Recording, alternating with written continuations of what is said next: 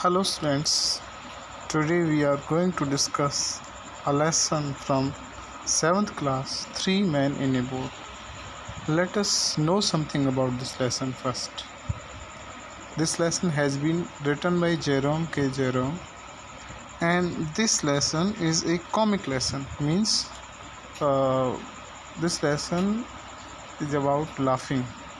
There are many things, many actions of 3 people and along with a dog that is called Montmorency that cause us laugh at many times. So this is a comic lesson and comic scenes are there in this lesson. So earlier I have taught you the first page of this lesson, but now in this video I'm going to complete the whole lesson. So I will make part of the videos of this lesson. So first part is here. The speaker and his 2 friends plan a travel in this story. इस कहानी में speaker mean यहाँ पर writer की बात हो रही है। राइटर और उसका फ्रेंड प्लान बनाते हैं। Speaker and his friend, speaker और उसका मित्र प्लान बनाते हैं इस स्टोरी में। किसके बारे में बच्चों? एक विजिट के बारे में। और स्पीकर और उसके मित्र के साथ साथ वहाँ पर एक डॉग है जिसका नाम है मोंटमोरेंसी। एंड साइलेंटली ऑब्जर्व्स, और जो मोंटमोरेंसी है वो चुपचाप इन सारी एक्टिविटीज़ को देखता रहता है। There were 4 of us, George and William, Samuel Harris and myself. यहाँ 4 लोग थे, यानी 3 मैन और एक dog. George, William, Samuel Harris and myself writer और speaker. And Montmorency is the dog. We were sitting in a room, हम एक room में बैठे हुए थे। And talking about how bad we were, और हम बात कर रहे थे कि हम कितने बुरे हैं, कितने ख़राब हैं। Bad from A medical point of view, I mean of course. Speaker कहता है कि हम बुरे किस तरह से है, मेडिकल पॉइंट ऑफ व्यू से, यानी चिकित्सकीय दृष्टिकोण से। मीन्स आवर मेडिकल कंडीशन और physical fitness was not good at that time. We were all feeling seedy. Actually there is a word called seedy. Seedy means here beta ill, not in a good condition. तो ill होगा उसे कहेंगे seedy। तो हम सभी लोग कैसे थे? seedy थे, मतलब अनवेल थे, अस्वस्थ थे। and we were getting quite nervous about it, और हम इस बारे में बहुत ज़्यादा नर्वस थे, परेशान थे, घबराए हुए थे। 3 of us felt such extraordinary fits of giddiness come over us at times बार बार पर हमें असाधारण तरह से giddiness यानी चक्कर आते थे। that we hardly knew what we were doing, और हमें बड़ी मुश्किल से पता चलता था कि हम क्या कर रहे हैं। okay, let me read this. okay, with me, मेरे साथ। It was my liver that was out of order, मेरे साथ प्रॉब्लम थी कि मेरा जो लिवर था, liver is a part of our body, was out of order. वह कैसे था? आउट ऑफ ऑर्डर मीन्स ख़राब था। I knew it was my liver that was out of order, मैं जानता था कि मेरा लिवर है जो आउट ऑफ ऑर्डर है, आउट ऑफ ऑर्डर, ख़राब। Because I had just been reading a patent liver pill circular। मैं पेटेंट लिवर पिल सर्कुलर, एक पिल होती है गोली, तो जो लिवर की जो गोली है उसकी जो सर्कुलर था, उसकी ऐड थी, उस पेटेंट में जो चीज़ें लिखी हुई थी उनको मैं पढ़ रहा था। सो स्टूडेंट्स, पेटेंट्स को समझ लेते हैं। पेटेंट क्या है बच्चों? जब हम कोई फार्मूला बनाते हैं या किसी चीज़ पर कॉपीराइट लेते हैं, मीन्स उस चीज़ को हम ही कर सकते हैं या बना सकते हैं। तो जैसे सपोज़ करिए आपने कोई मेडिसिन बनाई, तो उसका जो फार्मूला है किस किस तरह से बनाई, तो वो आप ही, आपके पास उसका लाइसेंस होगा, आप ही उसे बना सकते हैं या आप जिसे कहें उस पर बनवा सकते हैं, आपके पास अथॉरिटी है केवल, तो उसे बोलते हैं पेटेंट। तो वहाँ पर एक पेटेंट था, पेटेंट लिवर पिल सर्कुलर। जो लिवर पिल है, लिवर की गोली है, उसके बारे में जानकारी थी एक लीफलेट पर, तो वो पढ़ रहा था। कौन? Writer. In which were detailed the various symptoms by which a man could tell when his liver was out of order. In which were detailed the various symptoms, उसमें विभिन्न प्रकार के सिम्टम्स थे। कोई बीमारी होती है तो उसके लक्षणों से पता चलता है किस तरह की, तो उसे बोलते हैं सिम्टम को लक्षण। सॉरी बेटा।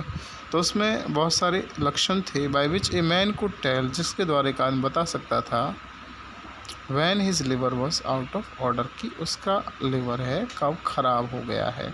आई हैड देम ऑल, तो मेरे साथ वो सारी समस्याएं थी।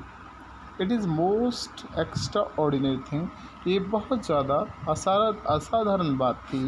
But I never red A patent medicine advertisement, परंतु मैंने ऐसी मेडिसिन जिसको पेटेंट मिल चुका है उसकी एडवर्टाइजमेंट कभी भी नहीं पढ़ी। Without being force to the conclusion, बगैर इस निष्कर्ष पर आए I am suffering from the particular disease therein dealt with in its most virulent form, कि जब भी किसी बीमारी में पड़ता था तो मैं इस निष्कर्ष पर पहुंचता था कि मैं भी उसी बीमारी से, उसी डिजीज़ से सफ़र कर रहा हूँ, मतलब पीड़ित हूँ। और इन इट्स मोस्ट विरुलेंट फॉर्म, बच्चों विरुलेंट की बात करते हैं इन्फेक्शियस और कंटेजियस, जो बहुत ज़्यादा संक्रामक होती है, एक व्यक्ति से दूसरे व्यक्ति में ट्रांसफ़र हो सकते हैं, बोलते हैं कंटेजियस, विरुलेंस या infectious. The diagnosis seems in every case to, let me raise this, correspond exactly with all the sensation that I have ever felt। और जो डायग्नोसिस था, जब किसी बीमारी को पहचान करते बताते हैं, उसके परीक्षण यानी उसके बारे में जो डॉक्टर लोग हैं उसके लक्षणों से पहचान कर बताते हैं, उसे वो डायग्नोज करना। जो उसका डायग्नोसिस था हर तरीके से करस्पॉन्ड करता था, मीन संबंध रखता था, एग्जैक्टली बिल्कुल उसी तरह से with all the sensations that I have ever felt, वो सारी सेंसेशन, वो सारी संवेदनाएं, वो सारी बातें जो मैंने कभी महसूस करी हैं।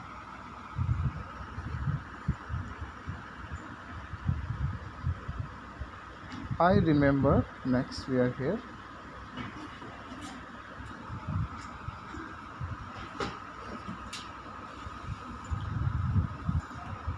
I remember going to the British Museum one day. मुझे याद है कि एक बार मैं ब्रिटिश म्यूजियम में गया था। To read of the treatment for some slight element, किसी ट्रीटमेंट में किसी का इलाज, एक हल्की सी बीमारी का इलाज को पढ़ने के बारे में जानने के लिए गया था। विच आई हैड ए टच, जो मुझे महसूस होता था कि थोड़ी बहुत मेरे अंदर है। क्या थी? Hay fever. क्या महसूस करता था? मुझे हे फीवर है। गर्मियों में एक फीवर आता है तो उसे हे फीवर बोलते हैं। वो किसी, जैसे कि किसी पेड़ पौधे से या किसी और चीज़ से एलर्जी हो जाती है तो एलर्जेटिक फीवर होता है एक तरह से। आई फैंसी इट वॉज, मैं फैंसी मीन इमेजिन करना, कल्पना, मैं कल्पना करता हूँ कि ये मुझे था। I got down the book, मैंने बुक को उतारा, and read all I came to read, जो मुझे इसमें मिला मैंने सब पढ़ा। Then in an unthinking moment, और बगैर, मैं जब सोच नहीं रहा था, बगैर विचार किए बैठा हुआ था। आई आइडली टर्न, आइडली बिकारी, यूँ ही आइडल होता है वैसे कामचोर, जो उसके लीव्स थे, उसके पन्ने थे, उनको पलटा। And I began to lazily study disease, में लेजीली मतलब मस्ती से, सुस्ती से बीमारी के बारे में जो जनरली आमतौर पर पढ़ने लगा। I forget which was the first distemper I plunge into some fearful, मैं भूल गया कि पहली कौन सी डिस्टेम्पर थी, कौन सी बीमारी थी। और आई plunge into some fearful devastating scourge, मैं किसी फियरफुल डरावने डिवास्टिंग विनाशकारी स्कर्ज में प्रवेश कर गया। प्लंज में छलांग लगा देना, लेकिन यहाँ पर पढ़ना शुरू करना, पढ़ने लगा। उसके बारे में, एक डेवास्टेटिंग डिजीज़ के बारे में पढ़ने लगा। तो यहाँ पर एक वर्ड आया है स्कर्ज। स्कर्ज होता है that the thing that causes trouble, means वह चीज़, वस्तु, बीमारी जो समस्या देती है। अभिशाप हम कह सकते हैं एक तरह से। आई नो एंड मैं जानता हूँ, before I had glanced half down the list of premonitory symptoms, जब मैंने आधे उसके प्रीमोनिटरी सिम्टम्स देखे। प्रीमोनिटरी सिम्टम्स वो होते हैं जो पूर्वाभास हो जाते हैं, जिनको पहले से ही वो आने लगते हैं, तो उसे बोलते हैं प्रीमोनिटरी सिम्टम्स। जब मैंने प्राथमिक दृष्टया पूर्वाभासी उसके लक्षणों को देखा, it was born in upon me that I had Fairlie got it. Born सहन करना, धारण करना, तो यह मुझे लगा, आई फेल्ट बॉर्न अपॉन मी, मैंने महसूस किया, मैंने जाना कि मुझे तो ये सारे सिम्टम्स हैं। आई सेट फॉर ए व्हाइल, मैं थोड़े समय के लिए बैठ गया, फ्रोजन विद हॉरर, डर से जमा हुआ, and then in the listlessness of despair, और निराशा और सुस्ती में, निराशा की सुस्ती में, I again turn over the pages, मैंने पन्नों को बदला। I went through the 26 letters, मैंने 26 लेटर्स पढ़े एक डिजीज़ के। The only illness I could conclude I had not got was housemaid's. तो अब मुझे पता चला कि जो हाउसमेट्स नहीं है, ये एक बीमारी होती है जो गृहिणियों को हो जाती है, घर में काम करने वाले औरतों को घुटनों में दर्द हो जाता है, तो उसे वो बोलते हैं हाउसमेट्स नहीं। तो केवल वही बीमारी मेरे अंदर नहीं थी। मैं इस निष्कर्ष पर पहुंचा। कंक्लूड, निष्कर्ष निकालना।